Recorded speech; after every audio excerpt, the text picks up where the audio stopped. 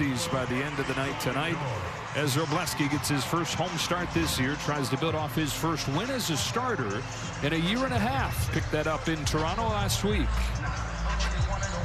The lineup that he'll face off with from Carlos Mendoza here in game one looks like this, with Lindor to lead things off, and then a bunch of new faces.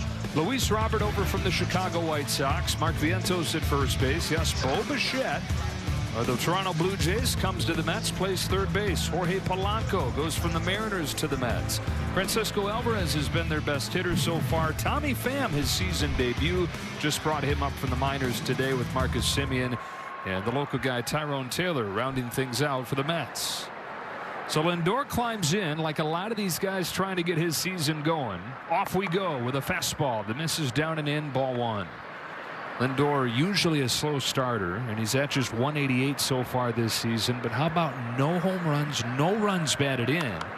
And the bigger deal, in talking to people around the Mets and seeing some of the clips, is that he's had mental errors too in the field and on the bases. Even in past years when the bat's been cold to start, you would never see those things from him. Yeah, one of the things, the physical part of the game, there's always going to be ebbs and flows, but the mental part is something that you can bring that every day. And when you don't, that means your mind's drifting. There's other things that are taking up your energy. And that's what we've seen on this early part of the season so far with Lindor. Robleski brings him 1-2, misses downstairs. Count evens 2 balls and 2 strikes. Close call. Nice play, Mark, and framed it. And he was playing out of position all those years. He should have been short. Fly ball right field, routine for Kyle Tucker, and Lindor is the first out of the ball game. That's kind of been the deal so far for Justin Robleski. He's only struck out 4 guys, but he's got the second lowest hard hit rate against in the National League. Well, and any pitcher will tell you, if you remove the ego, I just want outs. Here's what he's throwing at you. The four-seamer and the slider, he's throwing that about 80% of the time. You see how effective that slider has been. If you can miss the barrel of the bat, you take that all day long over strikeouts. And the reason so is you'll be much more pitch efficient. Strike one on Luis Robert. Yeah, he's cut that hard hit rate in half from last year. And you talked about the pitch mix. That's been one of the big changes from Robleski.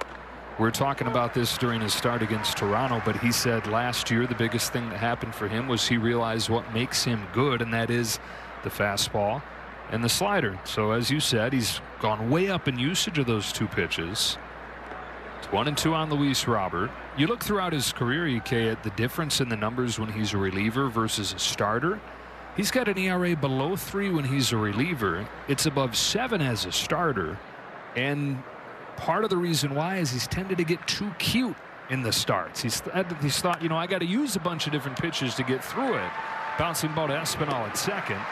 They've told him, instead of trying to go 6 innings, how about you go pour it out 1 inning 6 times? Yeah, it makes a lot of sense, and I think you hit it right on the head. As a starter, you're thinking you got to show 4 or 5 pitches because 2 just won't cut it. But it does cut it, and it does cut it with Robleski's stuff. He's retired the first 2 Mets. Up comes Mark Vientos. We've got one of the last spots on the roster for New York, and quickly found himself in the lineup. It trickled down to the injuries. It's not just Juan Soto out with the calf injury, but Jorge Polanco, who they signed to play first base, has been limited to DH because of an Achilles issue. And Vientos' first week or so on the job was taking full advantage of it, but he, like the entire Mets offense, has gone into a funk. Hitless his last 17 at-bats. On a 1-1 from Robleski, fouls it off, strike 2. Well, that's one of the things with this Mets offense. You know, if a couple guys are hitting, then you can hide the guys that aren't hitting. But collectively as an offense, they haven't done well. So then it gets magnified. I mean, you can't hide it all. You know, Vientos, you know, early in his career, he's been good. They're just looking for more consistency. He had the 27 home runs in 2024, and then a huge postseason. Last year, though, lost his spot. And then they signed Bo Bichette, have Bichette play third. Vientos had a terrible spring, but he's out of options, so made the roster almost by default. Grounds this one foul. It's funny, for years it was okay, who's it going to be, Vientos or Beatty? Beatty or Vientos to take that third base spot, and they've gone back and forth, had their moments each. Suddenly it's neither of them. Both those guys trying to turn into utility men to hold on to their spots. With Bichette coming over, and shortstop occupied by Francisco Lindor. Bichette playing third for the first time. Total overhaul for this Mets lineup. A lot of the longtime faces, a lot of the fan favorites gone, like Alonso, Nimmo, McNeil, Marte. But they bring in Bichette, they bring in Simeon. We just saw Luis Robert. Good Jorge Polanco. New addition tonight, right? Tommy Pham as well. I mean, it's a veteran group. Swing and a miss at a slider to finish off a 1-2-3 first inning for Robleski. Well, you know, you cannot take too long. Your trip to the restroom, go get some snacks before the bottom of the first, because this guy leads things off. So Ohtani leads off, and then it's Kyle Tucker and Will Smith. Teoscar Hernandez in left field hitting cleanup tonight. Freddie Freeman bats fifth. Andy Pages, the top hitter in baseball so far. Roams center field and bats sixth. Muncie's at third. Espinal gets his third start of the season, and Miguel Rojas back in there as the 9-hitter in shortstop against the left-hander David Peterson, who was awesome in his first start of the year. 5 1/3 scoreless innings, but he's given up 11 runs his last 2 starts. He is a sinker baller, and that sinker ain't been sinking. No, it certainly hasn't. He'll mix in that changeup as well, but the changeup hasn't been effective. Those 2 pitches have been hit the hardest against him this year. Ahead of Ohtani 0-2. And here is the pitch mix. He said that he thinks, you know, the sinker and the changeup he's been throwing more than ever. He says he thinks part of the problem is he's throwing those pitches too much. Well, if one guy, if you're hitting 500 against a sinker and 333 against a changeup, it's obviously you're throwing those way too much. Ohtani gets hit by this 0-2. As long as he's okay, that's a gift.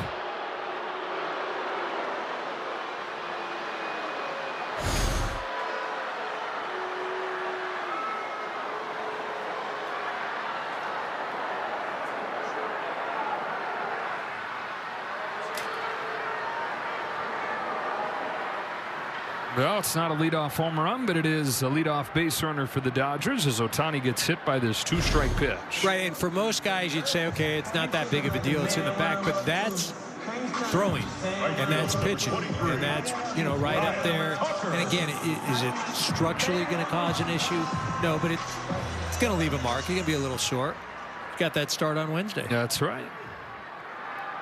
And the on-base streak extended now 47 games, the longest since Sean Green at a 53-gamer in 2000.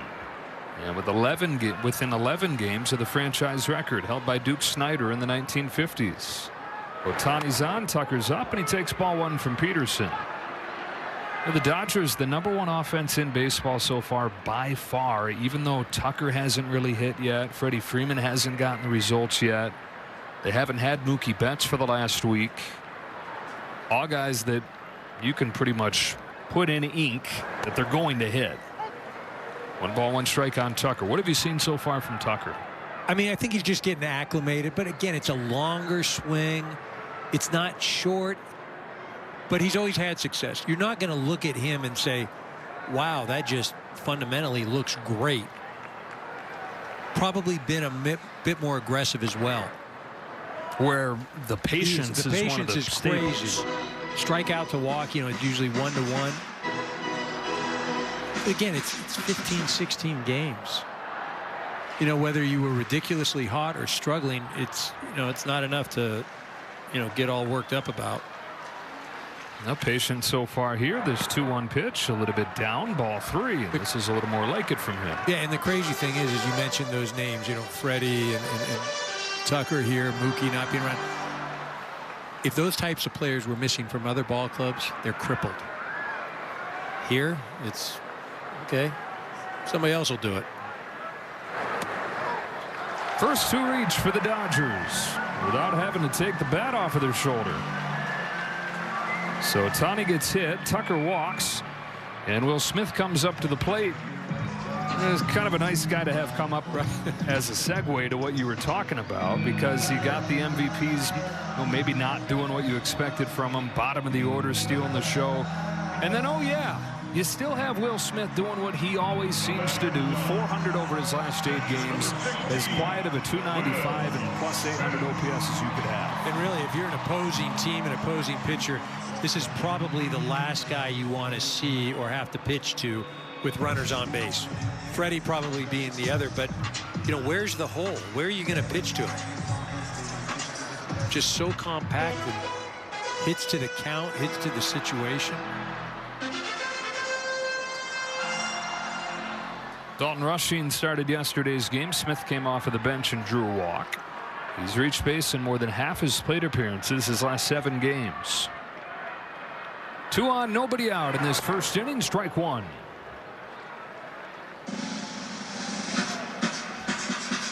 The Dodgers saw David Peterson twice last year when he was really good. Twice in the first half last year, and he went 7+ innings in both games.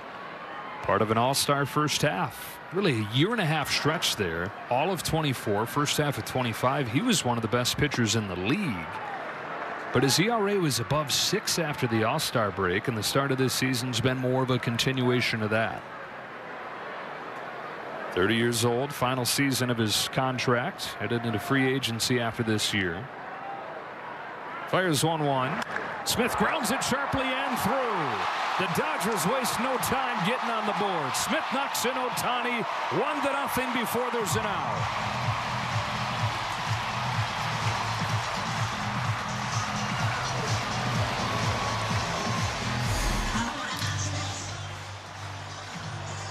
Two great reasons to have short arms. You can pull your hands in and hit the ball up the middle, and you don't have to pick up dinner checks. I mean, seriously, where do you pitch that guy? I mean, it is, you go in, he's still able to pull his hands in. You try to go away, he waits for the ball, lets it get deep and drives it the other way.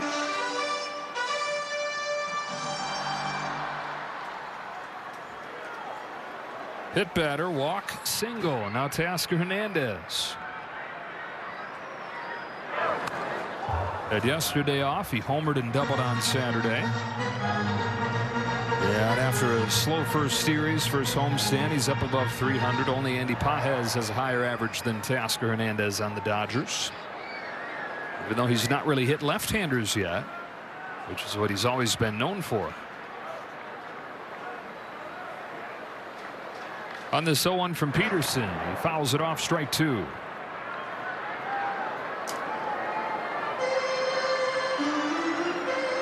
Shohei still wincing. A hit by pitch.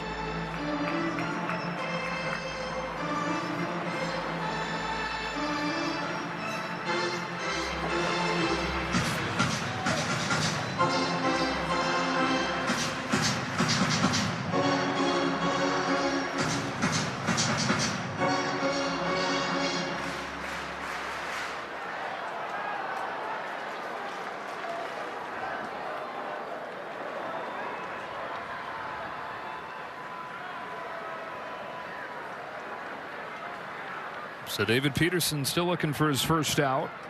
Tucker at second, Smith at first. The lefty comes home, and Hernandez takes downstairs. Dodgers leading the majors in home runs by a wide stretch. They've hit 7 more than any other team. They're hitting 290 when the league average is 235.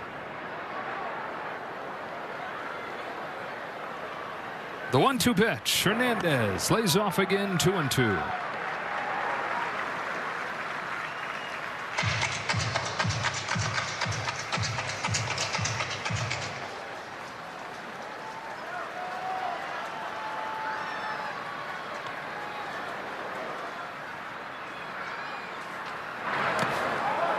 From 0-2 to 3-2.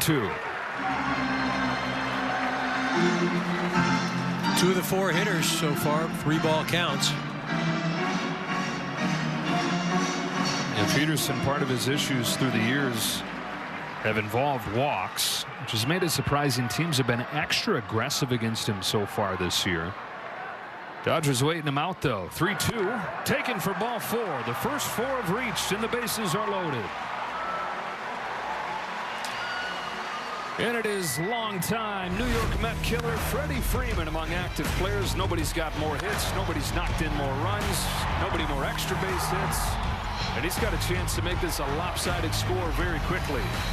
So it really does. That's not what you want to see if you're a visiting ball club where you're already walking out to the mound in the first inning. You should typically have an out before you do a mound visit. I mean, that is not the way the Mets wanted to start things. You know, but it's interesting. You know, Peterson has gone to a 3-ball count on 2 hitters, ended up walking him. Shohei, he had him down 0-2. Will Smith, he had him 1-2. So, you know, in his mind, he's thinking, I'm right there, but then I'm not right there with the other guys. And I think it just speaks to the patience and the relentlessness of this offense. It's not just go up there and hit. 17 pitches already and looking for his first out. He faces Freddie Freeman with the bases loaded in the first inning. Freeman swings and misses at a first pitch slider. Well, Freddie had a single yesterday. His on-base streak now at 11 games. Ohtani says, cute, Freddie. His 47 gamer. The 0-1 pitch. Strike 2. Back-to-back sliders to begin Freeman. Slider's been the best pitch so far for Peterson. Opponents just 1 for 13 against that pitch. And he's not thrown it much. It's been more the sinker and the changeup. Here's his 0-2. Sticks with it, and this time Freeman checks.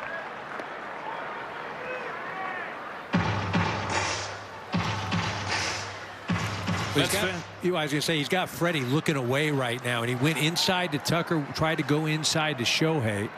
See if he tries to go in there right now. Strikes him out, sinker to the knees, and there is the first out of the bottom of the first inning. Just barely caught the zone. Just barely caught the zone, and again, I think Freddie was looking out over the plate for that slider, and Peterson was able to sneak one in. Andy Pages, who leads the majors hitting .429, leads the majors with 17 knocked in, and you don't have that many runs batted in without being great with runners in scoring position. Andy is 8 for 14 with runners in scoring position so far this year. You hit in the bottom of this lineup and produce with men on, you're going to rack up RBI totals that are pretty ridiculous. First one from Peterson is through the back door for a strike.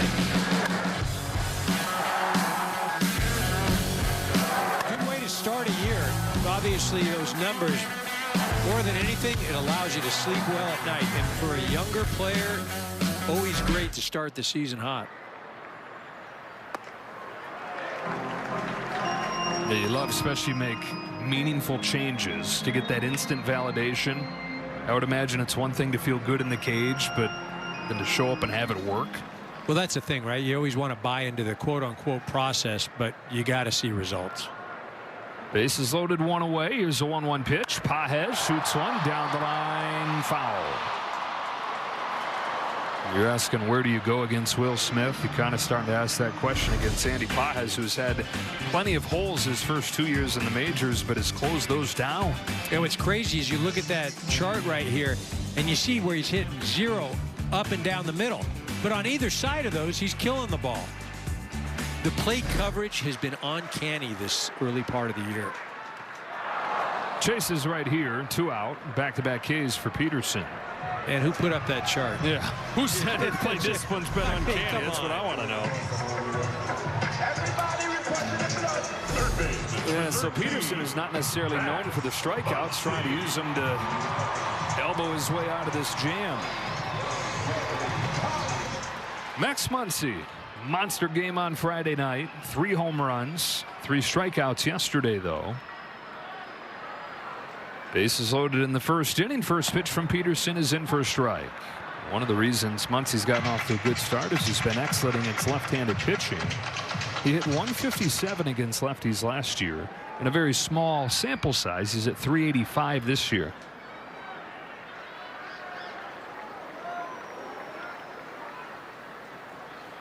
Peterson's 0-1. Muncy fouls it off of the home plate umpire, Nick Lentz.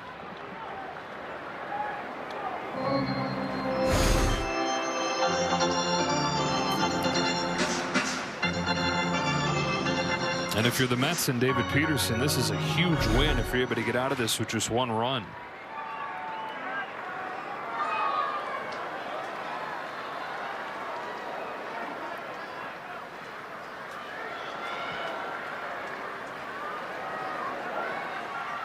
The 0-2.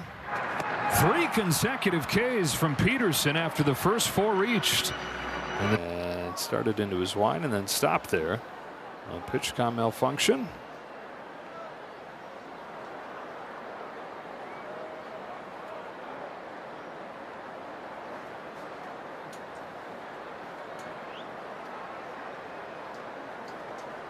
It was odd. Brent Walker, the mental skills coach, is the one who went. Well, he's in charge. Something in charge. Yeah, he's in charge of the pitch com. Anything head related. There you go. Yeah. Right.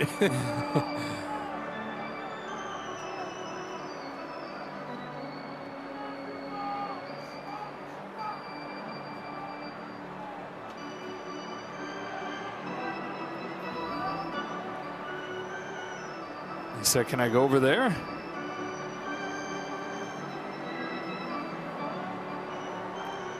This feels like a great time for a word from Morongo. Eddie Griffin live and unleashed April 17th. Morongo. This feels like different than most pitch com malfunctions. Yeah, right. It's like somebody's hacked the system and he's hearing voices. Uh-oh. You see, that's the first time I think I've ever seen Brett. That's, yeah, again, mental skills coach, and he just looked up at Robo with like a facial expression of bewilderment. Yeah. Which, like, that's the last guy that that's who you tell your problems to, right? Right. He shouldn't even have that expression in the arsenal, right? He says, "I'm good."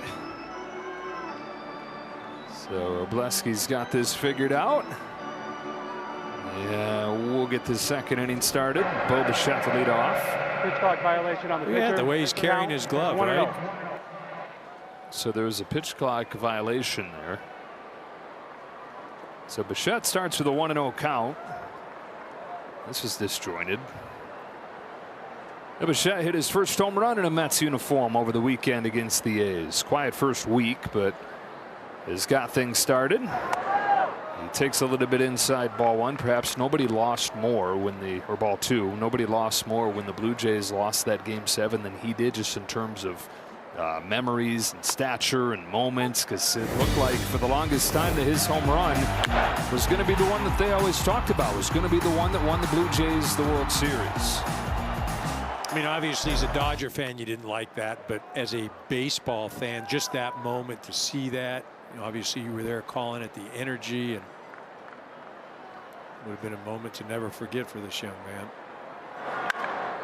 Sharply hit, diving stop, Miguel Rojas. No way.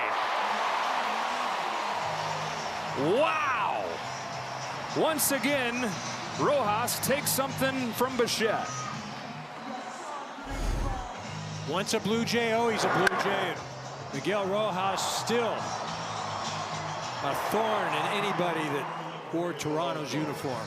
That's such a sweet play. 106-mile-per-hour shot off of the bat of Bichette there that Rojas picks off. Standing O.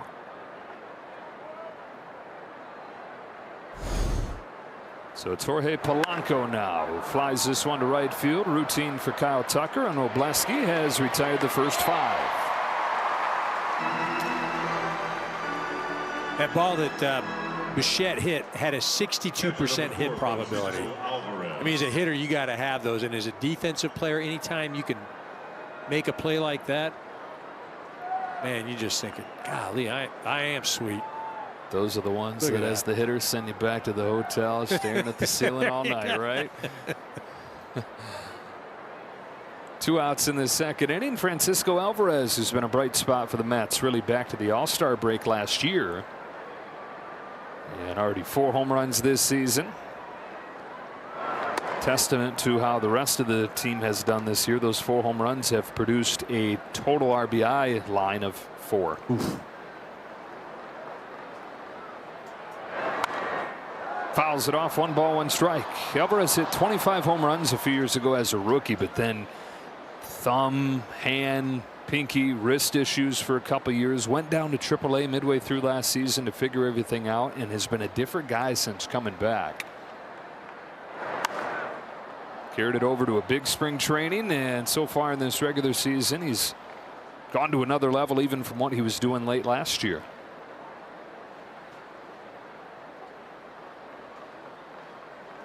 Wrobleski has him in a 1-2 hole, comes back home, and a fastball is lifted in the air to center field, off of the hands, and Andy Pages puts it away.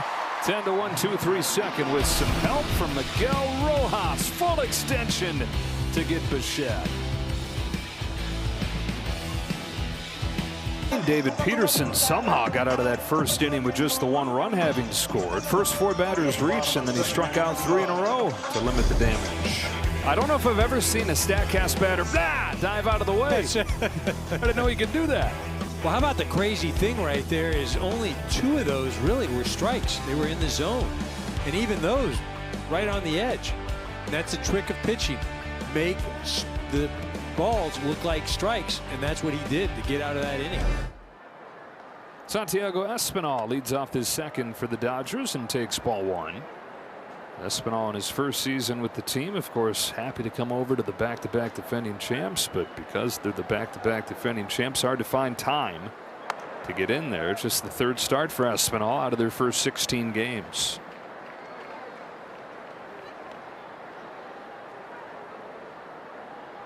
Makes it at second base today. That's his natural spot. He's played a lot of second, a lot of third, a little bit of first.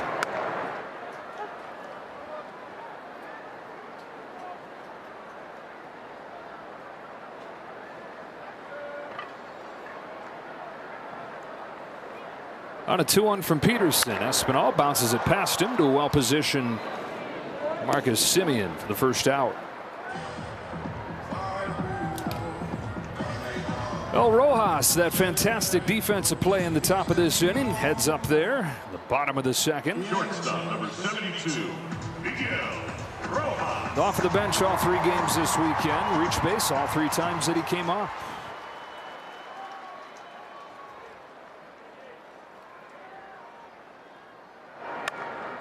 A lot of his playing time will come against lefties, and so far so good for him.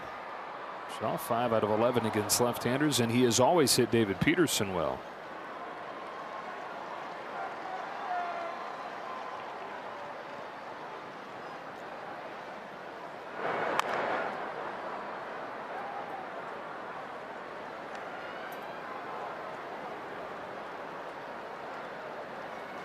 Very cool. Miggy, of course, losing his father last week. Lost his mom to cancer years back. Playing in both of their memory. Swings and misses at a curve. David Peterson already with 4 Ks. First time through the lineup. And Ohtani's up there for his second look at Peterson. Yeah, really been a tale of 2 different pitchers going through that lineup for the first time. First 4 batters all reached base, and as you mentioned, 4 of the last 5 have struck out. So pretty much opposite of what we talked about off of the top tonight, where it's just the bottom half of the order getting the job done. Locked in. Yes. Ohtani, the back-to-back games with leadoff home runs, gives him 20 leadoff home runs in his 2+ years with the Dodgers. Already has him in the top 5 in franchise history. Franchise record holder Mookie Betts, 32 leadoff home runs. That is a lot of games started with a home run. So you know what's crazy though too is Mookie had a whole career over in Boston. Right. You know, you would think 32. Wow, that's. I double checked it. Like, wait a minute. You sure that's not his whole career? Right. 32? Yeah, that's.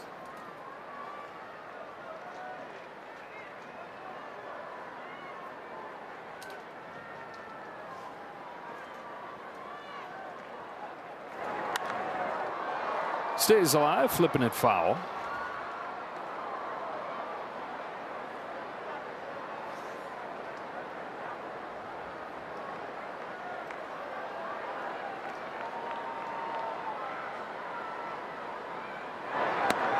And down swinging. And so first 4 batters of the game reach against Peterson. Since then, he's retired 6 in a row, 5 of them via the strikeout.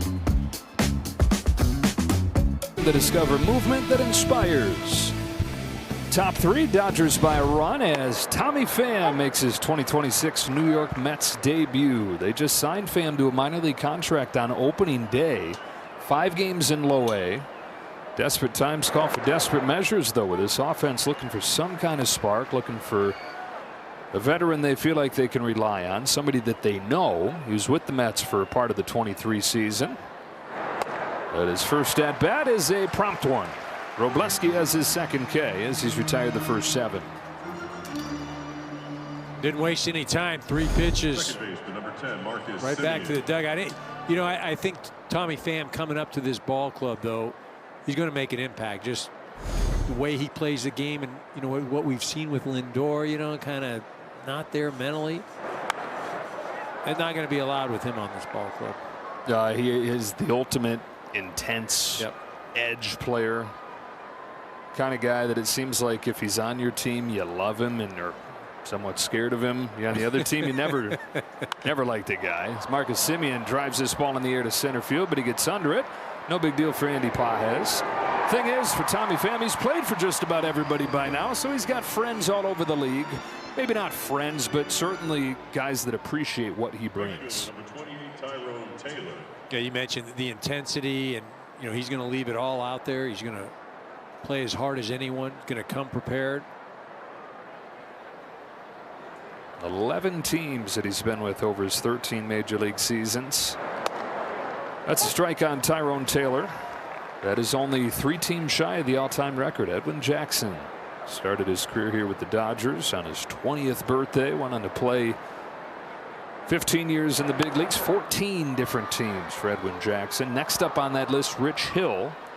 13 teams. And then you've got Pham. Quickly 0-2 on Taylor. How about Robo this inning? 7 pitches, all 7 strikes.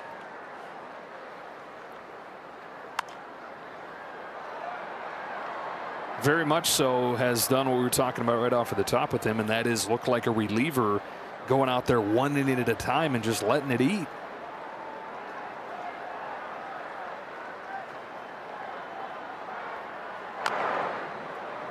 Tapper along the line, foul.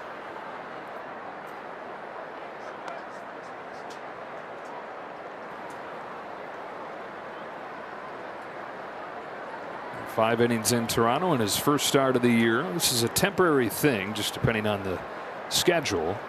They're trying to make his case to continue to be a big part of this staff and be the first guy they think of when they do need a 6th starter. Well, he's handled the role well. Very tough for a young guy, you know, especially a guy that if he's on another ball club, you know, he could be as high as a 3rd starter, but you know, easy at 3, 4, or 5 for a lot of ball clubs.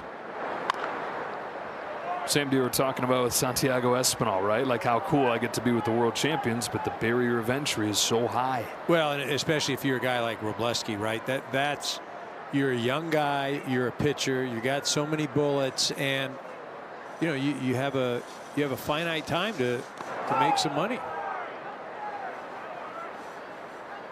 I mean, sure, it's romantic to want to play here and win, and you know, but there's also a reality too that you know you want to be one of those guys that's called on every 5th day. 8th pitch to Taylor is inside. The count goes full. Robleski in his 3rd season with time in the majors, 2 years ago and back and forth, and he's had his moments where he has shined, especially in the postseason last year. He's had his low moments that have led to big learning stretches for him too. His payoff to Taylor is chopped along the line, foul. But again, still just 25, 3rd season. He went a long ways in the organization's eyes. What he did coming in cold in the World Series last year, having not pitched in more than a month. Taylor with a shot to 3rd that Muncy goes up to spear. But a couple hard hit balls, but the left side of the infield helping Robleski out. He's gone 9 up and 9 down, and the Dodgers have a 1-0 lead. And kept this a 1-0 game as we go to the bottom of the 3rd, and Kyle Tucker leads off.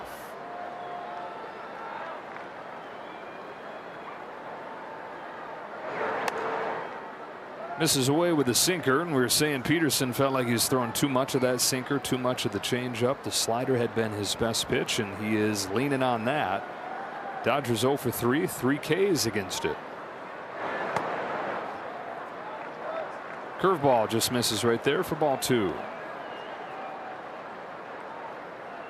Well, he's been throwing that slider a lot more too to these left-handed hitters as well.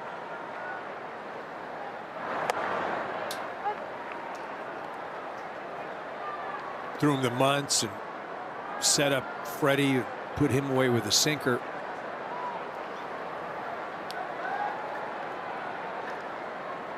Home of the 2-1. Tucker grounds it foul. 2-2. First round draft pick back in 2017 was David Peterson. He shined as a rookie in the short 2020 season, and then injuries for years.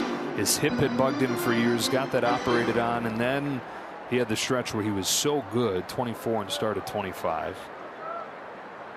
Now you look up and he's the longest tenured guy in the Mets. Nimmo gets traded. Alonso goes to the Orioles. Diaz to the Dodgers, and in his 7th year, nobody's been there longer. Shaken, shaken, shaken, has one that he likes. And here he comes to the payoff. Outside, and the second walk taken by Tucker. Let's get a word from the SoCal Ford dealers. See Ford in a new light. F-150, Mustang Mach-E, or Bronco. It's time to get to your Ford dealer today. Dodgers up 1-0. Here's the guy that knocked in that lone run, Will Smith, an RBI single in the first. I tried to bury a sinker in on his hands, and Will able to shoot that thing up the middle.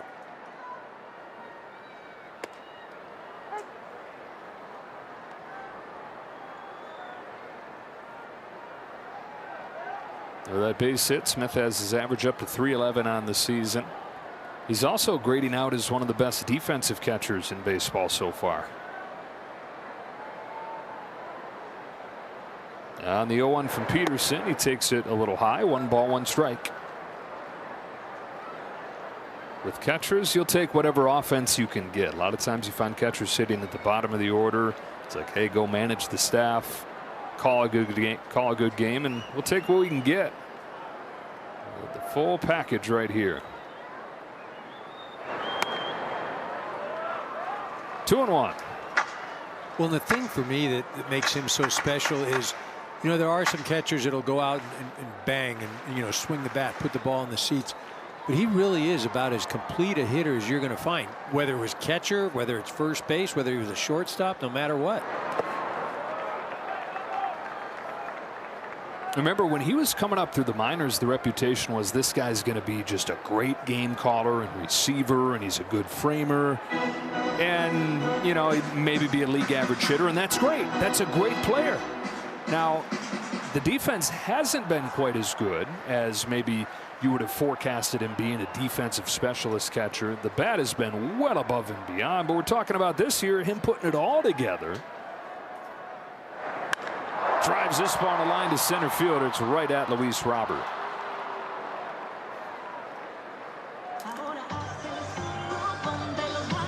I mean, is there a better combo guy in the league? I don't know that there is. You know, for years, JT Realmuto when he was at his prime. But even Realmuto, I don't think he was ever like this guy is a hitter.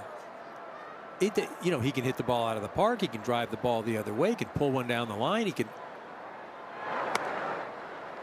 I mean, it's about as good as there is.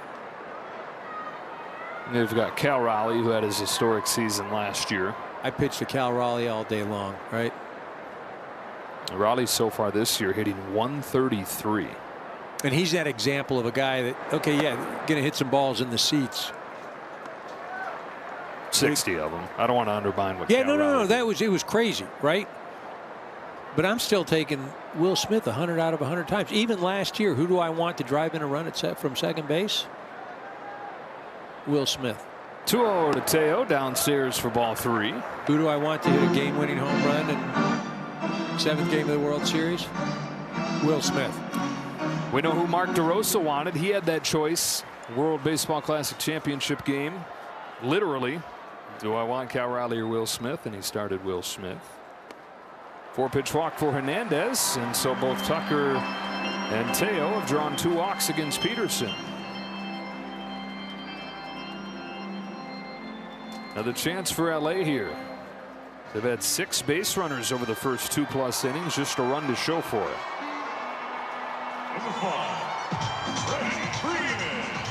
Freddie Freeman is the first guy to see a heavy dose of sliders and went down on strikes.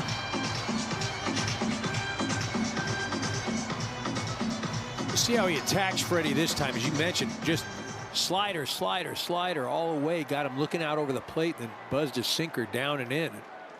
Got Freddie looking. Hard to get him out the same way twice. Oof. Fights this thing off foul.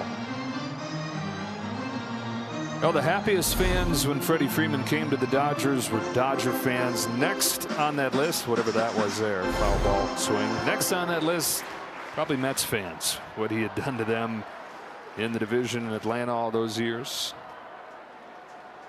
On this 0-1 from Peterson, he pokes it down the left field line. Foul.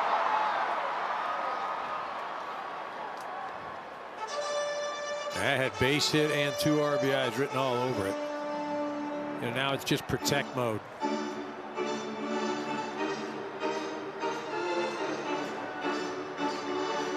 Talking to Alvarez there. How'd that go foul?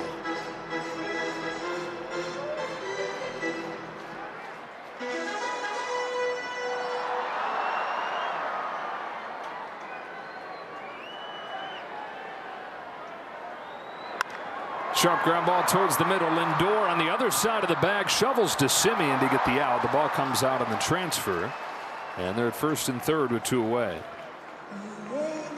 So Freeman aboard on the fielder's choice, and Andy Pages for the second time in as many trips up there as an RBI chance. number 44, Andy Pages. Simeon just can't get a handle on that ball at all. Would have had time. All right, give the best hitter in the National League an opportunity to drive in some runs right here.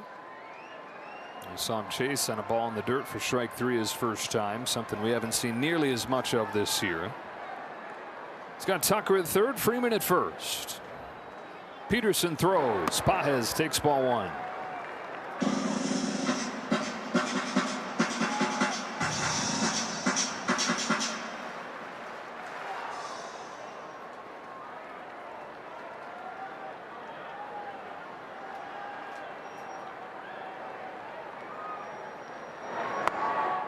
A little low for ball 2. 17 knocked in for Pages this year, leads the league. It's almost double that of the Mets team leader. Bo Bichette has 9. Team that hits .290 overall goes up to above .300 with runners in scoring position on the year. Curve is lifted in the air to deep left field. Pham's going back towards the corner. Goodbye. Pages connects again.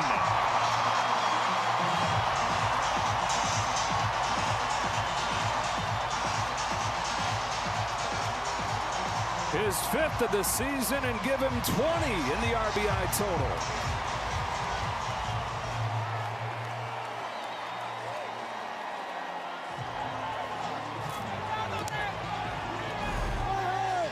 Goes with a pitch that he's not thrown very often at all this game. The curveball thing just kind of hung there. Pages does not miss it. That's on a 2-0 pitch. Sees a curveball and he's right on it. Dodgers take advantage this time and lead it 4-0. I love it. 1 ball 1 strike on Max Muncy. You know, because it's baseball, at some point there's a lull coming from Andy Pages. But he's just showing no signs of slowing up. 1-2 on Muncy. What made that at bat so amazing for me, it's 2-0, and Peterson has not thrown many curveballs at all tonight. You're thinking maybe, okay, I'm going to be aggressive. I'm going to look for a sinker or something out over the plate. He gets a curveball, And then he does something with it. I mean, just his evolution as a hitter, at least early on, has been unreal. How about this evolution? Pages against breaking balls, 190 as a rookie, 290 last year, 458 this year. Run, and it's 4-0 Dodgers to the top of the 4th inning and the top of the Mets lineup. Francisco Lindor fly to right to open the ball game, takes ball 1 from Justin Robleski. The Mets come in having scored just 9 runs during this 5-game losing streak, and it's been more of the same so far. That's up the middle. I don't know if he got a piece of that. Lindor's the first out of the inning. And the 10th out of the game. Out of the first 10 batters that Robleski's faced. Performance Spotlight, sponsored by your Southern California Nissan dealers, has gotten some help from a Dodger defense that's helped all the pitchers this year. Just 5 errors, tied for second in the major leagues.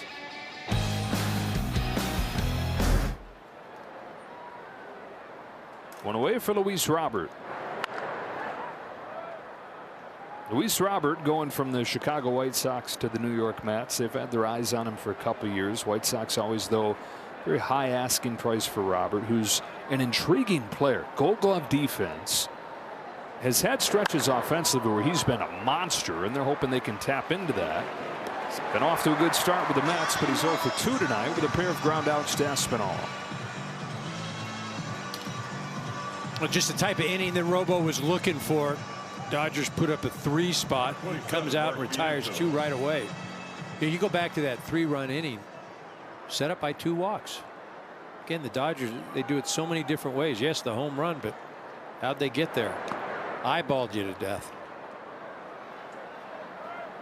Been no better combo of power and patience, right, in this generation. Vientos, a strikeout victim his first time. Skies this one down the right field line. Freeman's over there to give it a look, but it'll be a souvenir. Power and patience, but at times, with the early exits prior to the back-to-back championships, an inability to get a big hit in a big spot. More and more recent years, the power and the patience, but also the hit collecting ability. And you see so far this year, the team hitting 290. And the league average is at 235, showing that ability again. The hitter is challenging. We got an ABS challenge coming right here, powered by T-Mobile. Vientos loses that challenge. It is strike 2.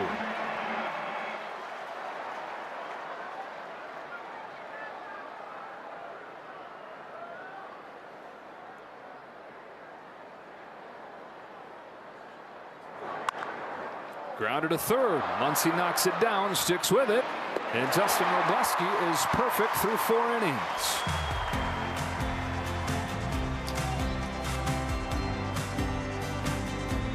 Dodgers.com/promotions. Santiago Espinal leads off, takes a strike from David Peterson. Of course, the Dodgers left Brooklyn a few years after that with the San Francisco Giants, both teams going west. And when the Mets formed soon after that, the blue and the orange brought back spirits of those 2 teams. Grounded down to third, picked up by Bichette, and Espinal is the first out of the 4th.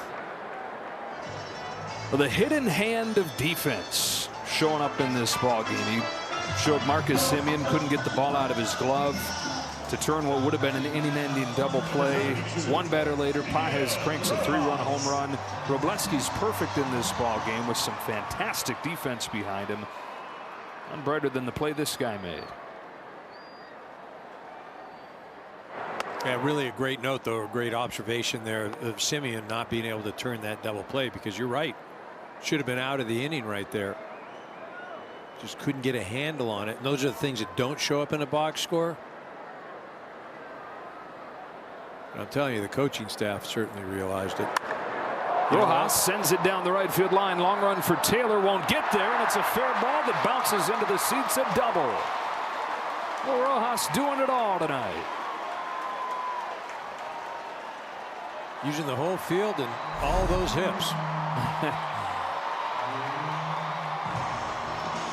See that pitch up in the zone, even in a little bit, but keeps that front elbow down and stays level with that ball.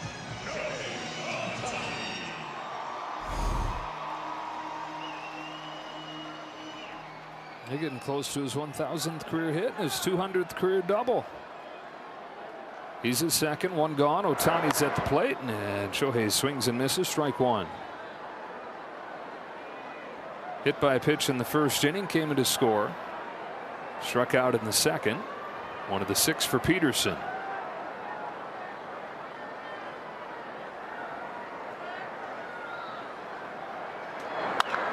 Sharply hit.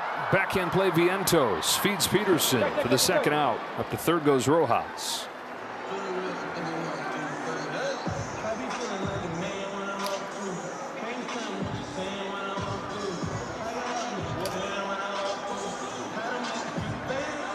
And Peterson in some pain here. Carlos Mendoza, along with a member of the training staff, coming out here. Remember, he had the hip issues, right? Had the hip surgery. And it just didn't look clean over there at first base. You know, the way he caught it almost looked like maybe jam his hip.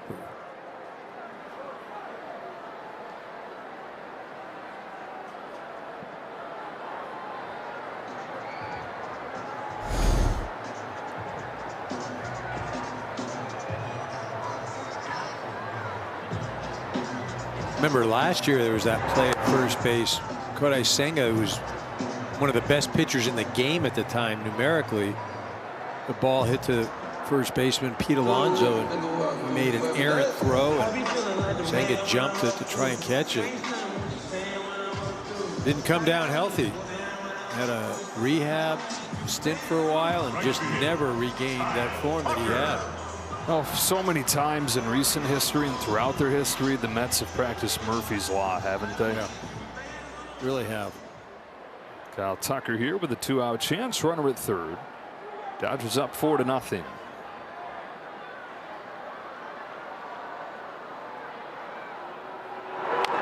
And perhaps a slow start that the Mets have this season should be a good sign, because the last 2 years it's been backwards from however they've started the season. 2 years ago they were one of the worst teams in baseball to begin the year. Wound up going to the National League Championship Series. Last year they were the best team in baseball in mid-June and wound up missing the playoffs altogether. So they got them right where they want them at 7-9. Bouncing ball to first. Vientos again. An instant replay, but he says, I'll handle this one, big fella. And that's that in the fourth.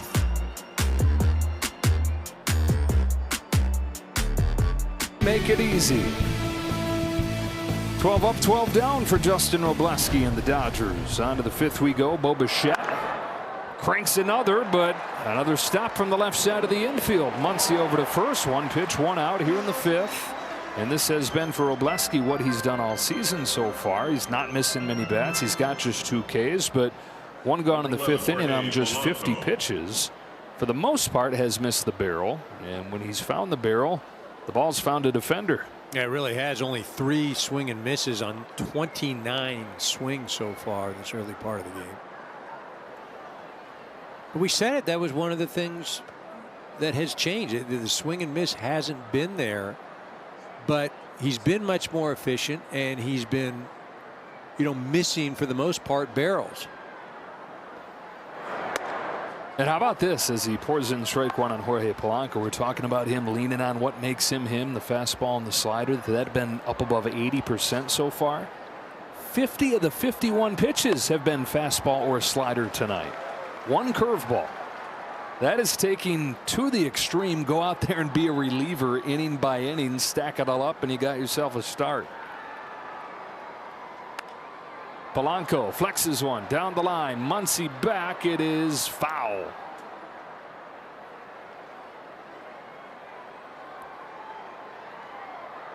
Well, it's pretty simple. If the other team can't show you that they can hit the ball, and it's only 2 pitches, why give them an opportunity with something that isn't one of your better pitches? And I know it sounds simple. As a pitcher, you may think, yeah, it's only 2 pitches, though. They're going to get to. Well, show me first. Show me that they can get to it.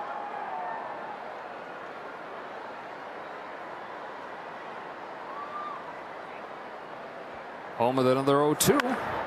Down the line. This one foul as well.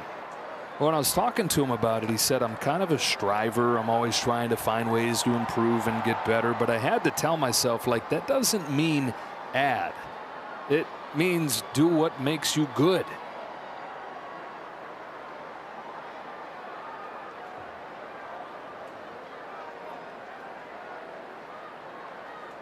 Another 0-2 to Polanco. Fastball, punch right side and through, and there's the first base runner of the game for the Mets. Jorge Polanco with an opposite field single.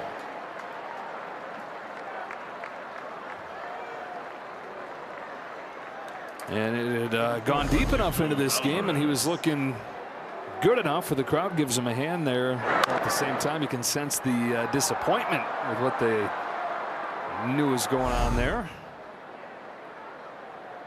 I mean, heck, they should be happy enough they got the Hello Kitty stuff. Right. Or they want a perfect game, too, or no? I mean, don't get greedy here. You got the cat that's not a cat on a hoodie.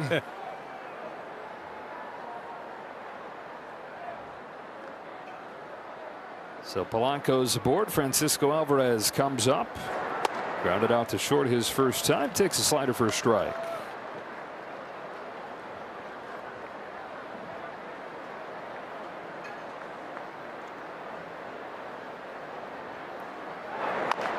Big bouncer up the middle. Espinal waits. He's on the bag as he fields it and over to first and the inning. So he promptly erases the base runner and has faced the minimum through 5. Halfway home, 4-zip. It'll be harder and harder to hide if Andy Pages keeps on doing what he's doing. Smith leads off. Knocked in the first run for the Dodgers back in the first inning, then lined to center.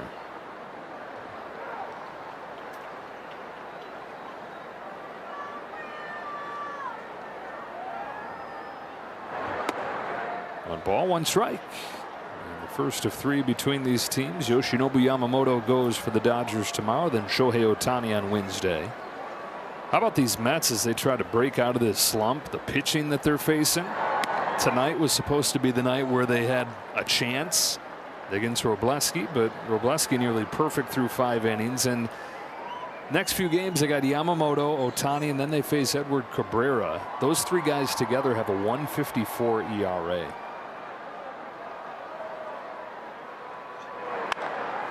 High fly ball to left field for Tommy Pham. And the first out of the 5th.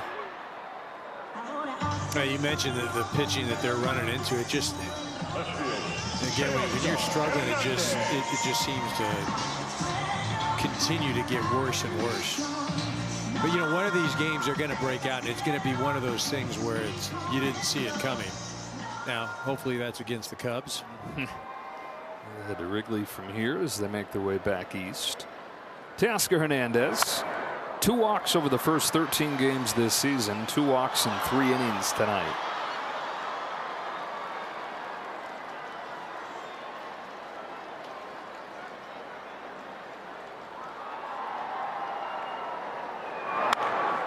And now he adds a base hit. Hustling out of the box, makes the turn, heads for second. Pham's throw is late. Double for Teoscar Hernandez.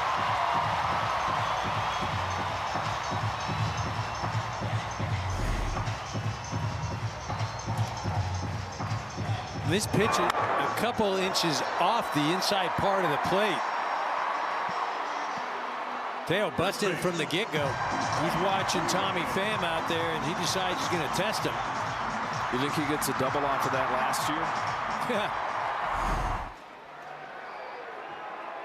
I think you know the answer to that. Rhetorical. Strike 1 on Freeman.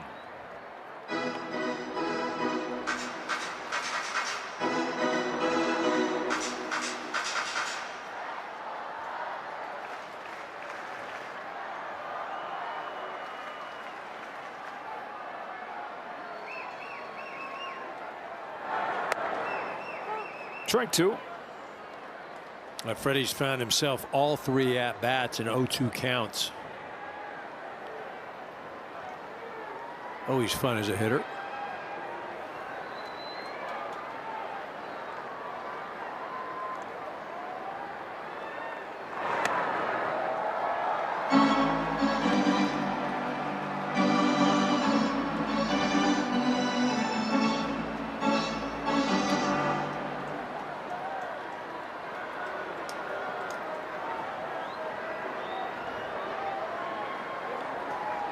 1 ball and 2 strikes. Peterson to Freeman.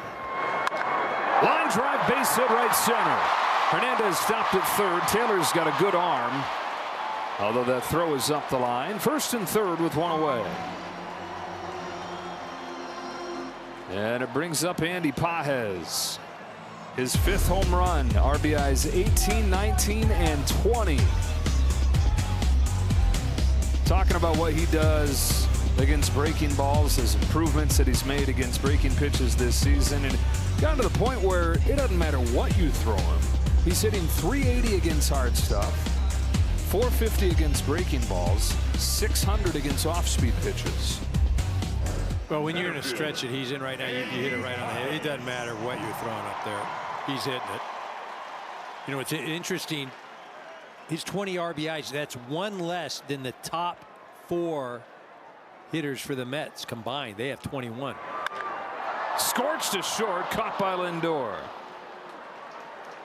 He didn't get his 20th RBI until May 11th last year. Sitting here April 13th. Well, that doesn't matter. That's because guys weren't getting on for him. You know, RBIs are just lucky. That's just you're lucky you come up to the plate with a guy on. Circumstantial. Yeah, I mean that's not Andy. That's everybody else. Come on. I always think back. We were on the trip together, Philadelphia and Washington. It's like, when is he going to get sent down? Dude, he needed a hug. Like, I mean, he really needed a hug. I mean, we saw him sitting on the step. Remember, he misplayed a ball in Philadelphia that cost him a game. 100%, I remember. I bet he does too. Turning point, sure. It looks like at this point. Up to Muncy with 2 gone. And Max, since his 3 home runs on Friday night, 0 for his last 9 with 6 Ks.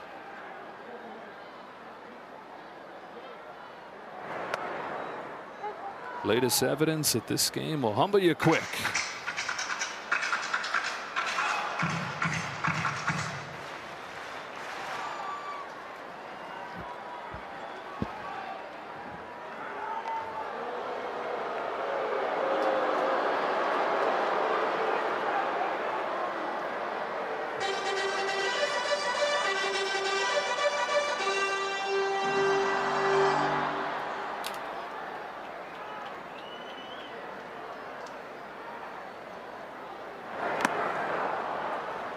Oh, 0-2.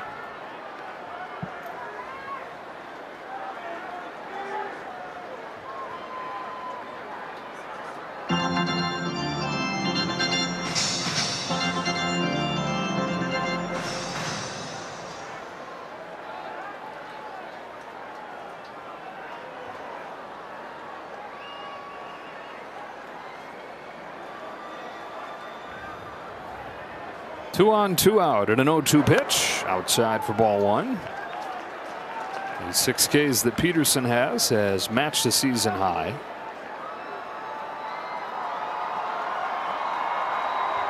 Four walks, though, have cost him. 4 walks and a hit batter. That was 1-2 offering to Muncy. Is hit down the line foul.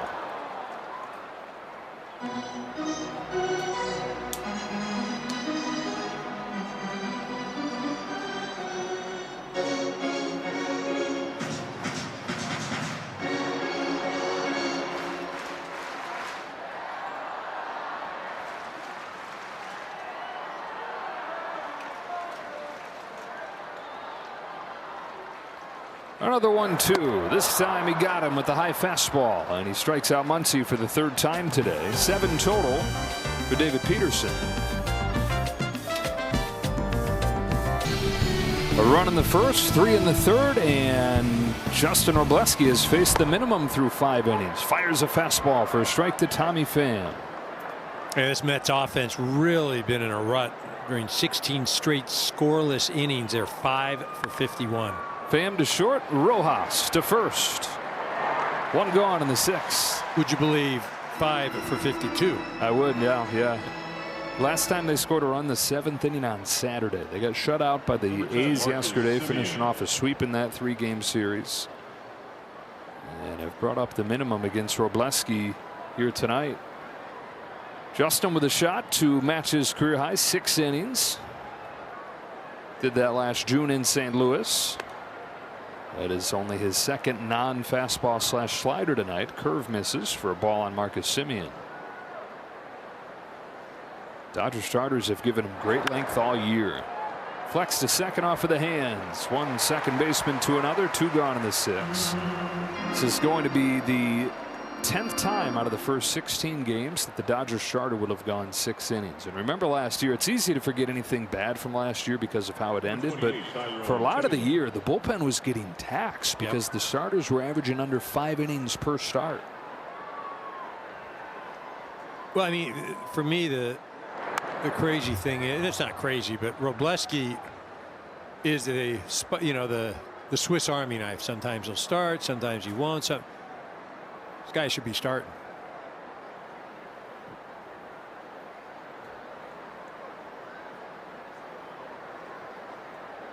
Taylor, who lined out his first time, taps this one back to Robleski, who has dominated tonight. He's faced the minimum through 6 scoreless innings.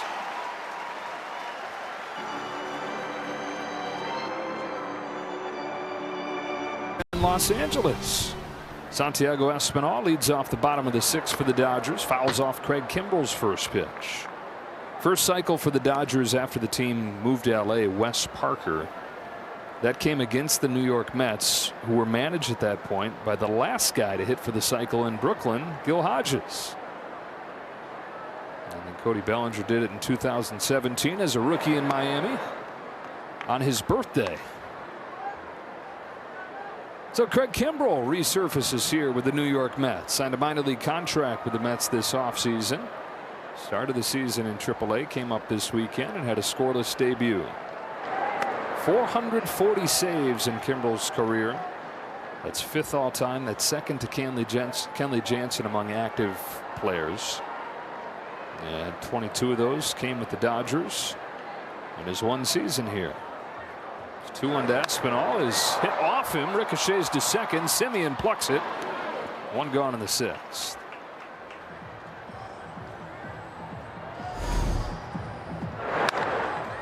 Yeah, this thing looked like he was heading up the middle.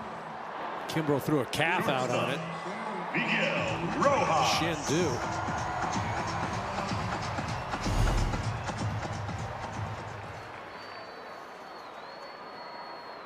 Rojas has had a good night and has had a good homestand. He's reached base 4 of his 5 times up.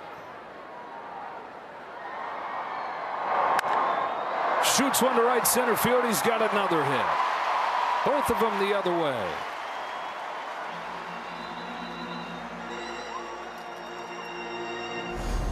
It's a 4-seam fastball down and away. Miggy does a nice job. You mentioned it's his 2nd ball. He's hit the right. That when he hit earlier, it was up and in, and he was able to get on top of it and shoot it down the right field line. But 2 different ways of driving it the other way. Ohtani extended the on-base streak by getting hit by a pitch in the 1st inning. 0 for 2 since then. First one from Kimbrell is on a tee and fouled back.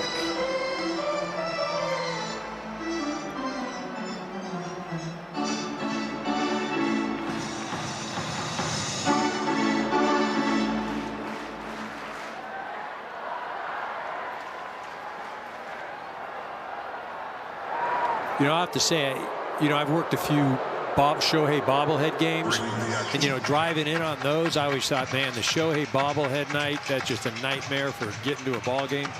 Hello Kitty today. Yeah. Top of the list now. Hello Kitty said, "Hold my beer, Shohei." I just left my car on the 110 and seriously. I would have never thought that. I certainly didn't until I reached the exit. I was like, you got to be kidding me. I toured parts of Los Angeles I didn't know existed today, trying to get to work. Rojas hopping off to his lead. Not going. Ohtani stays alive.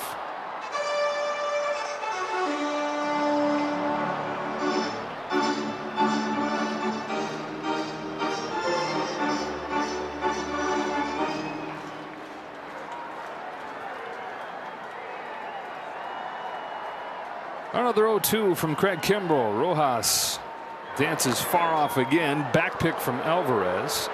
Rojas in there safe.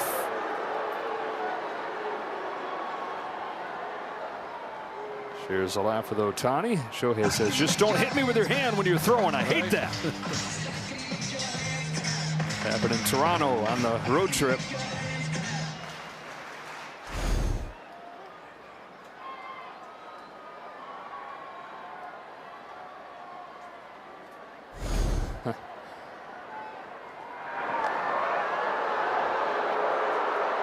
So that's 2 disengagements. Rojas is over there jumping around like he's the newbie.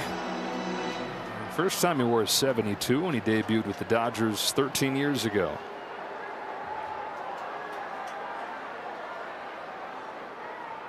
He's running. Throw from Alvarez is in time. Boy, he had the greatest jump, and Alvarez still threw him out.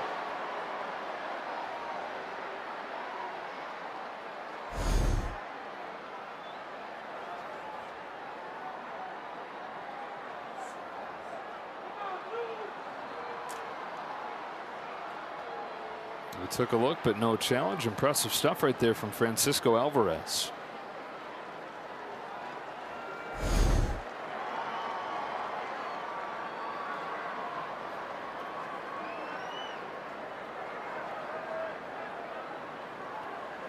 So now 2-2 to Ohtani. We'll do it again.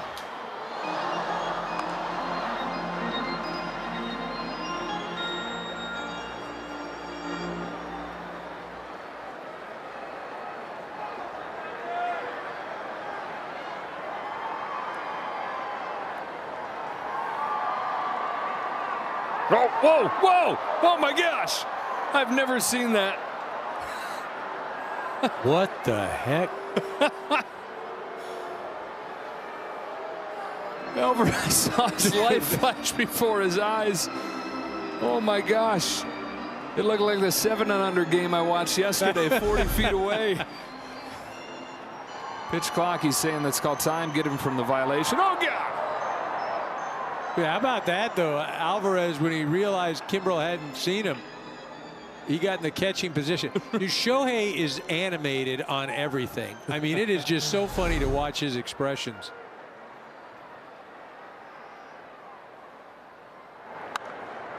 Get off me, ball. I'll do it again. For a guy that has his reputation as stoicism and whatever, Right. I mean, it's 180 degrees. I've said that before, Kate. It's like he's still so mysterious. We still know so little about the guy. What we know comes from what we see on his face from 7 to 10 each night. Reaches out and sends this one in the air to right field for Tyrone Taylor, and that'll do it for the 6th.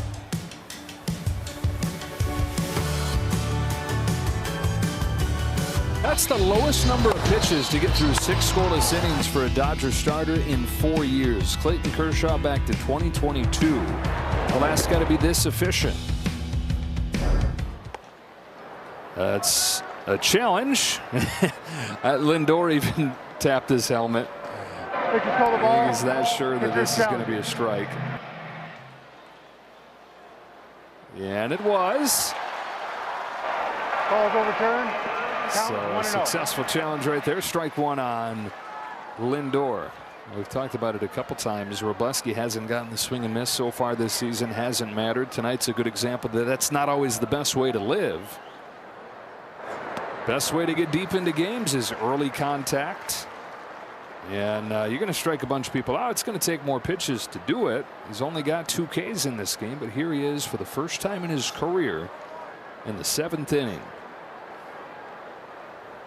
His 0-2 is downstairs. 1 ball, 2 strikes on Lindor. Well, I'm just going by my own notes, so this I may be in trouble. Dr. Krajewski may have to check me, but since the 4th inning, he has not gone to a 2-ball count. Except for now. But that's crazy. When you think that, he had not gone to a 2-ball count until right now since the 4th.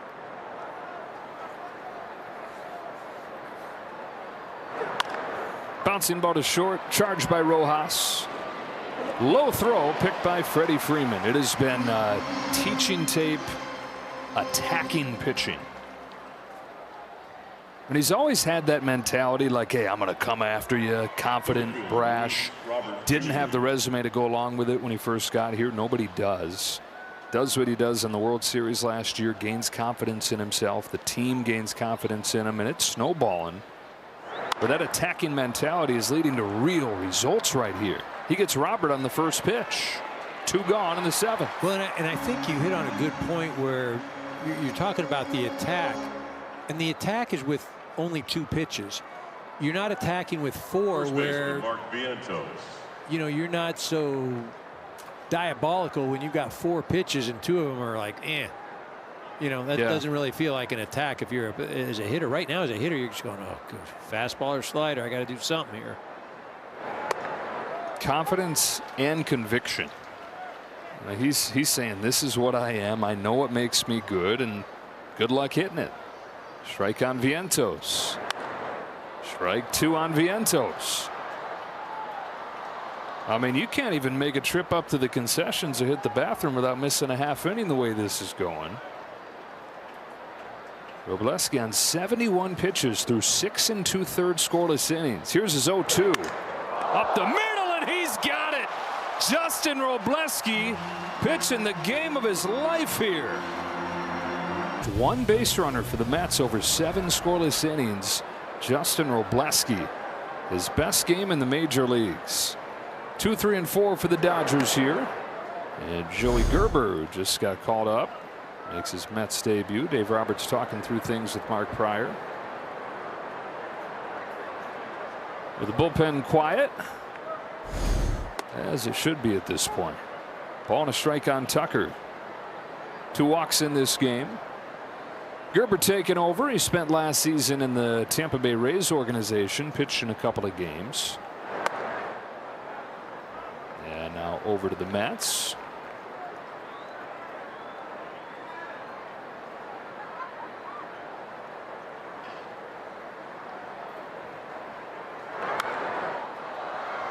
Two and 2.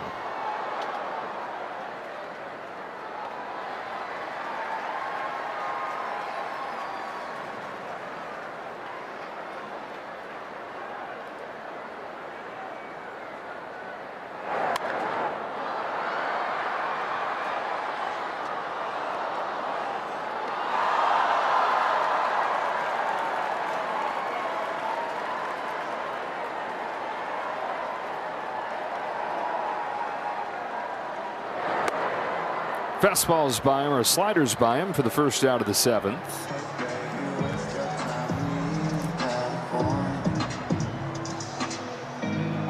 Gerber now to face Will Smith. Mentioned last year pitched for the Tampa Bay Rays a couple games. That's the first time Joey Gerber had pitched in the big leagues in 5 years. Made it to the majors with the Mariners in 2020, but then underwent back surgery and then Tommy John surgery. Problems recovering from that. Finally got healthy, but at this point he's 4 years removed from pitching in the majors, and so had to prove himself again. Did so to get another chance. This one sneaks by Will Smith. So many tales of perseverance in this game.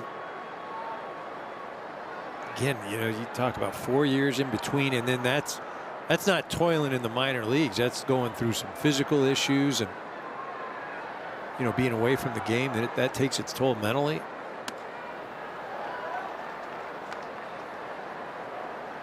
Got to be a special sort of bird mentally to play this game, just to deal with the failures and, you know, also just not a straight line.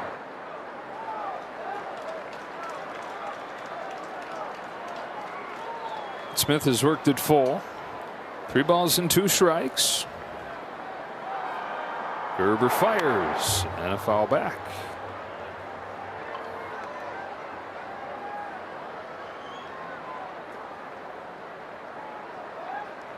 Smith 1 for 3 today. Started the scoring with an RBI single in the first inning.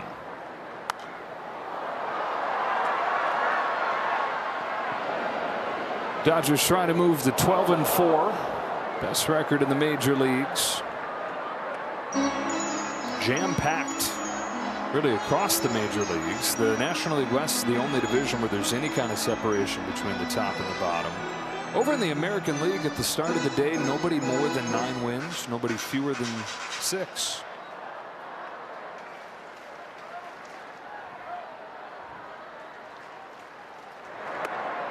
Smith takes the walk. That's kind of the ironic thing is, you know, there's been so much talk about what's going to happen near the end of the year in the collective bargaining agreement. One of the big arguments is there's got to be more parity in this game. I mean, is there more? I mean, you couldn't have much more parity. Yes, you have the Dodgers at a different level, but shoot, everybody else. I mean, what's a better definition of parity? I'll show you some parity. How about a 10-run inning for the Pittsburgh Pirates today to help them get their 10th win? Pirates are 10-6 in first place in the Central. Ball and a strike on Tasker Hernandez. You know, and to take that a step further is you can sit and say, well, yeah, well, the Dodgers, oh, they're the big behemoth or whatever. You could make an argument that last year, you know, winning the World Series, there was a lot of good fortune that had to happen. And you could take it a step further and go the previous season, they were down, you know, to being eliminated by the Padres in that was it the division. Yeah, down 2 games to 1 in a best of 5. And that's.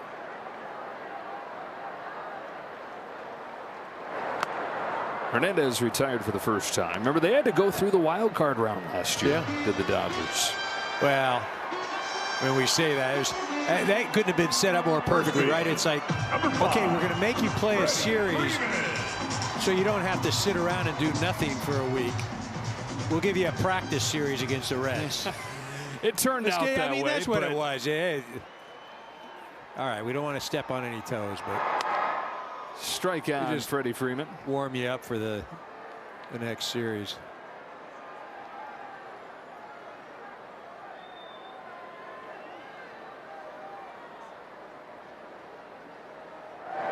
Come on, dude. You know it was a practice series. You weren't calling it, were you? No. There you go. Right.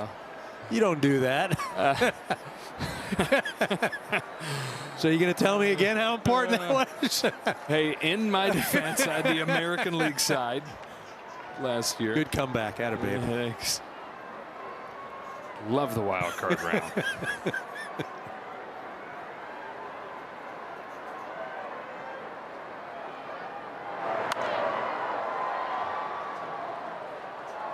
Freddie's 1 for 3 in this game. He's singled. He's scored. On base streak now 12 games for the Dodger first baseman. Gillespie prowling, ready to go back out there for the 8th inning. 7 innings, facing the minimum. Just 1 bouncing ball, seeing eye base hit, keeping him from perfection through 7.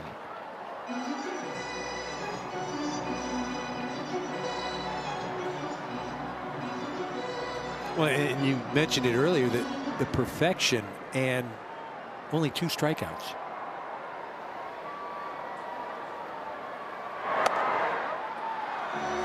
So right there is the 5th Dodger lefty to face the minimum through 7 innings in the live ball era, which goes back to 1920. Odalis Perez, Hyun-Jin Ryu, Rich Hill did it twice, and Clayton Kershaw did it twice.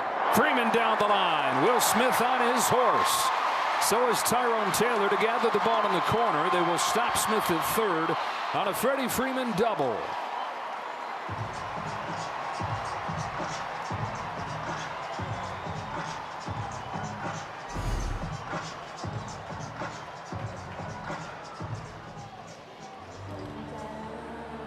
Hitting machine, that Freddie Freeman.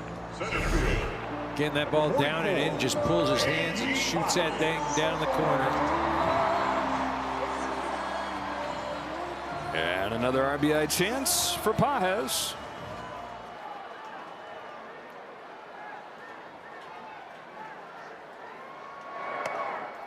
Ball 1. 3rd inning. 3-run shot.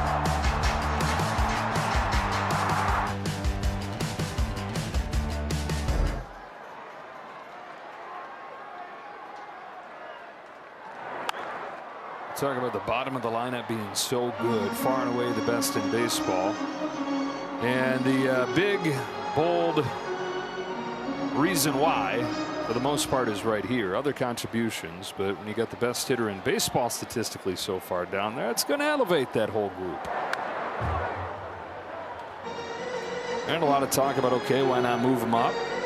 Dave Roberts has said, yeah, he thought about that, but you love the idea of everything kind of funneling to him, not putting too much pressure on him.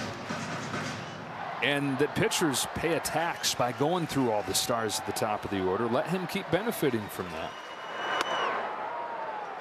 Well, that's the thing. You're winning ball games.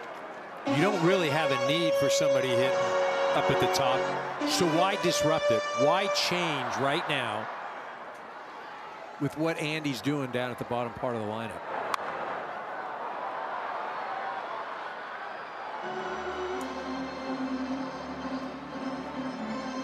I mean, honestly, if you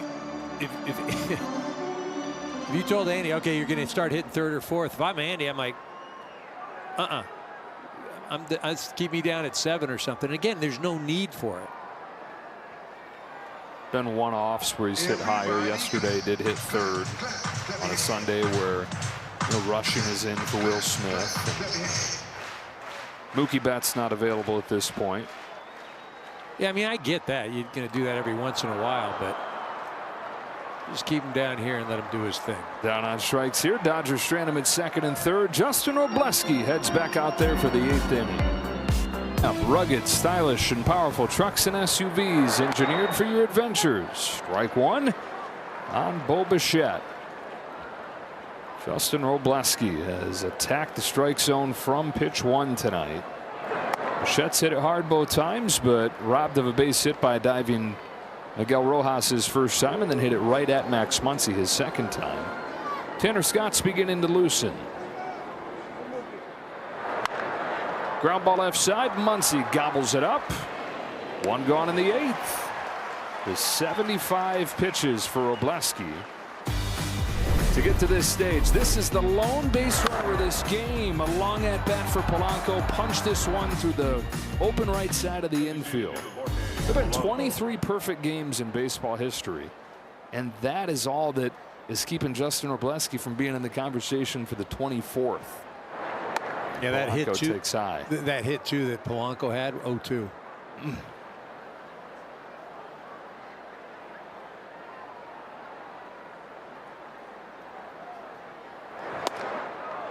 2-0 on Polanco. Over to the Mets this offseason from Seattle. And they signed him to play first base for the first time in his life, but he's mostly DH'd, dealing with the issues with his Achilles. Cracks this one in the air to center field. Pages going back, shy of the warning track. He's got it. 2 out.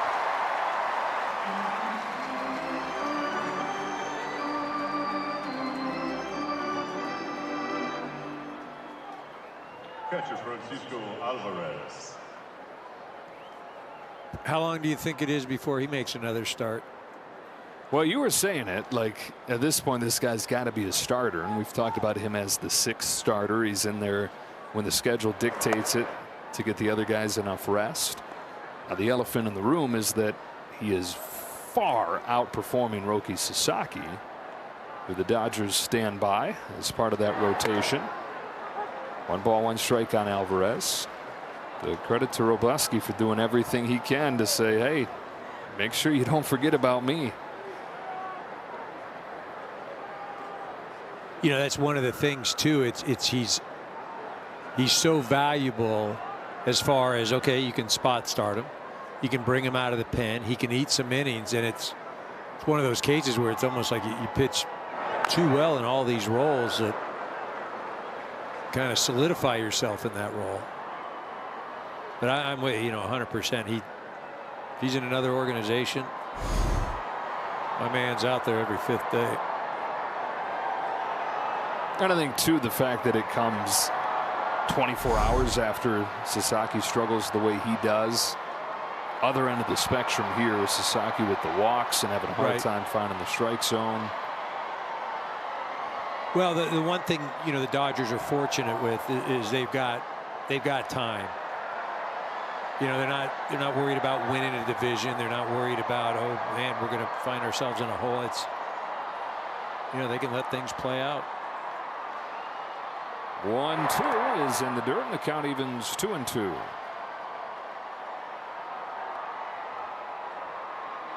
And we're still not even talking about a rotation that has Blake Snell yet.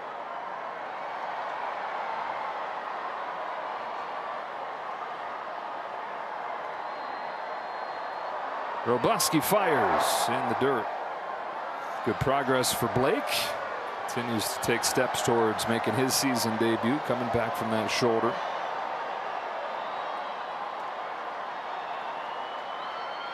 Three balls and two strikes on Francisco Alvarez. Robleski comes home. A line drive to center field in front of Pages, a base hit.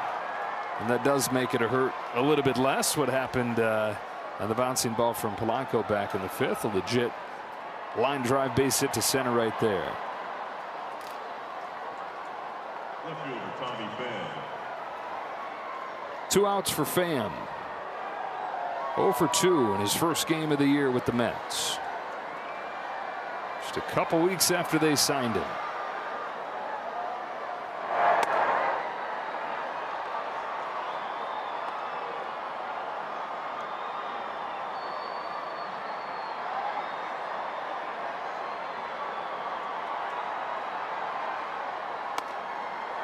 Caught the inside corner, 1-1. Tommy's thinking, I think it might have been inside, but am I allowed to use a challenge in my first day with the team? Robleski's 1-1 pitch. Check swing, laid off, ball 2. This has kind of been Justin Robleski throughout his baseball life. You know, getting challenged, finding a way to come back and flex again. 10 ERA as a freshman at Clemson. Goes from Clemson to the State College of Florida. You don't usually go in that direction. And then he goes to Oklahoma State. Pitches well, but undergoes Tommy John surgery. Falls to the 11th round. Struggles early on in his major league career. Keeps on making adjustments. And even in a stacked organization, even on a roster where it looks like there's no shot for him to crack through and play a significant role, to be a guy that you find in the bold letters and the headlines the next day. Here he is. 2 gone in the 8th inning. Best start of his major league career. Ground ball to short for Rojas. On to second. 8 scoreless innings from Justin Robleski. Like it? We'll see. See how the night goes. Muncy leads off for the Dodgers here in the 8th. Up 4-0. Joey Gerber delivers inside, ball 1. Muncy trying to join in on the fun. He's 0 for 3. 3 strikeouts in this game. Second straight 3 strikeout game for Max.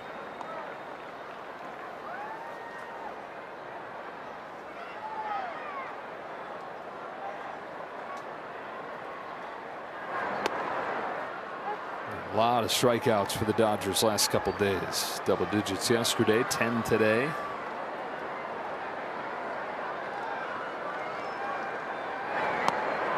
But 4 runs is plenty when you get the kind of pitching they've gotten from Robleski. Challenge coming here from Alvarez. Pitcher call the ball. Catcher is challenging.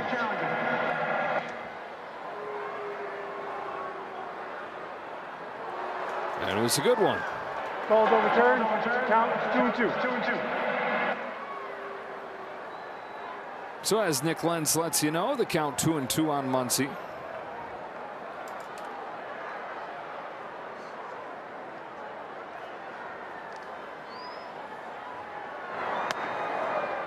Strike 3 called, and this is Max's turn. And Nick. Pitcher called a strike. The hitter is challenging. And this one did catch the corner, and so it is a 4 strikeout game for Muncy. The hitter is out. Los Angeles has 1 challenge remaining.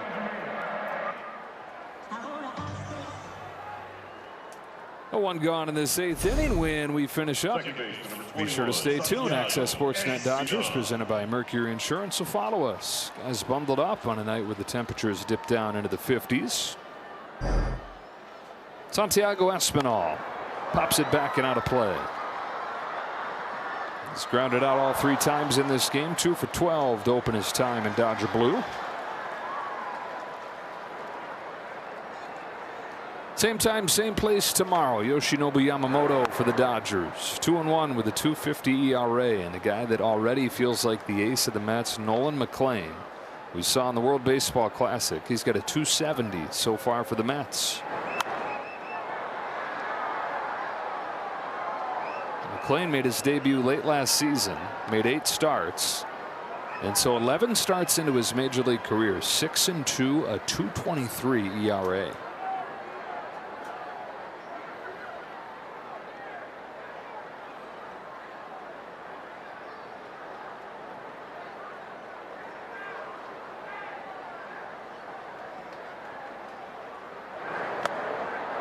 Tua. All 5 outs for Gerber. Strikeouts. Pretty darn good first impression. Yeah, got a bit of an unconventional leg kick. Shortstop, number A lot 72. going on. You know, not overpowering stuff, but move things around. Location has been great. Like I said, the leg kick a little different. Does that just become hard to pick up? Does it become hard to time? Just think it's just not something that you're used to, right? You know, I don't know what it's like picking that up, if that hides the ball a little bit or whatever it is, working right now. Speaking of working, what a night for Justin Wrobleski. Here's 1-1 to Rojas, who's already got 2 hits. Now make it 3 into left center field.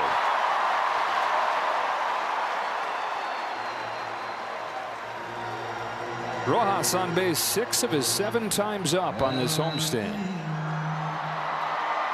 And he gives the fans one more look at Shohei Ohtani.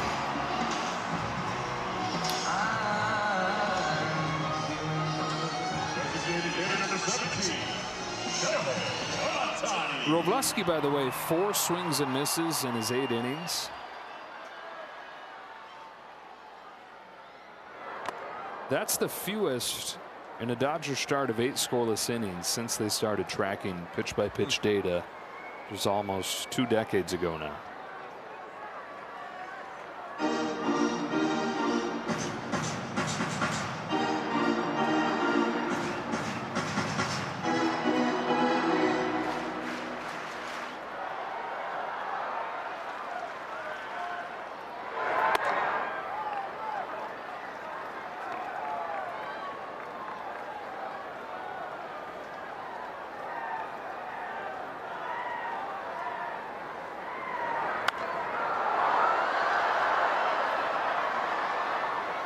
One and 2.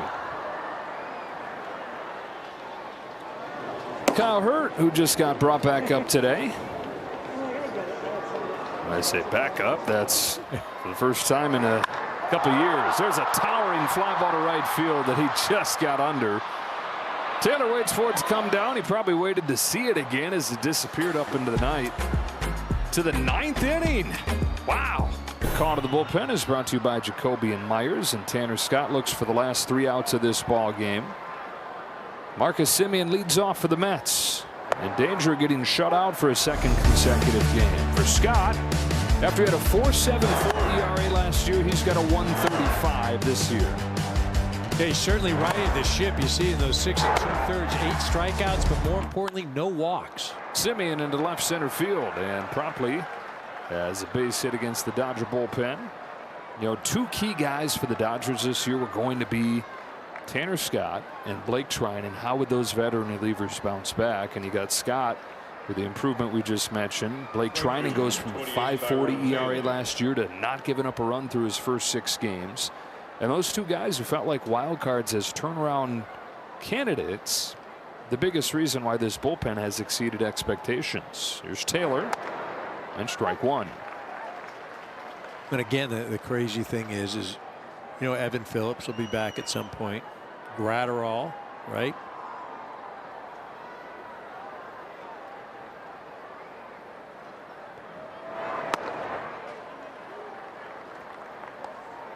Brock Stewart working his way yeah, back. And then whatever trickle down you have from, like you mentioned, Blake Snell coming back.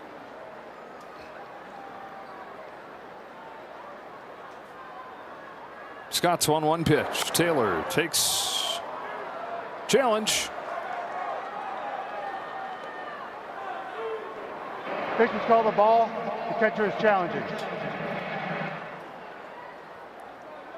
Ooh. Call is overturned.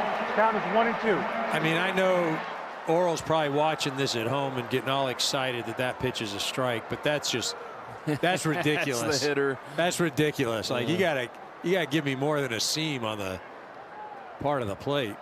Two seams. Is that? I mean, you gotta give me half a ball or something. Pop up. Freddie Freeman waits for it and makes the catch for the first out of the ninth.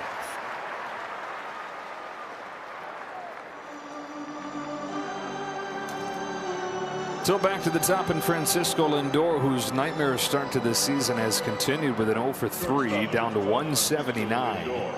And those same words can be used for this whole lineup. In danger of dropping a 6th consecutive game, 9 runs total in those 6 games.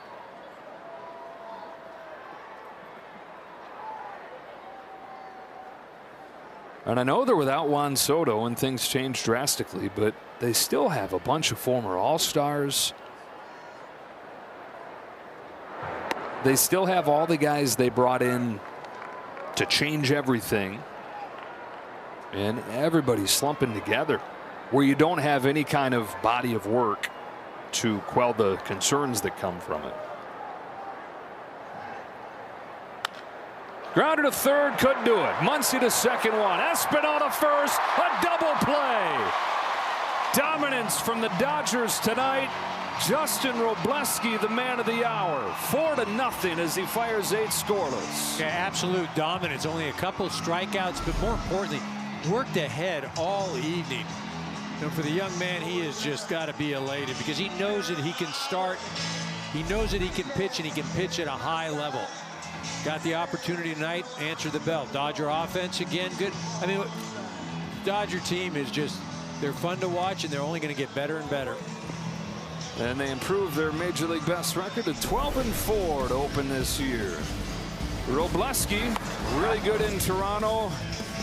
Really better tonight. 8 scoreless innings to get a 4-0 win. For Eric Karros, Kirsten Watson, and the rest of our crew, Joe Davis saying so long from Dodger Stadium. Stay tuned for Access Sportsnet Dodgers. We'll talk to you again tomorrow night.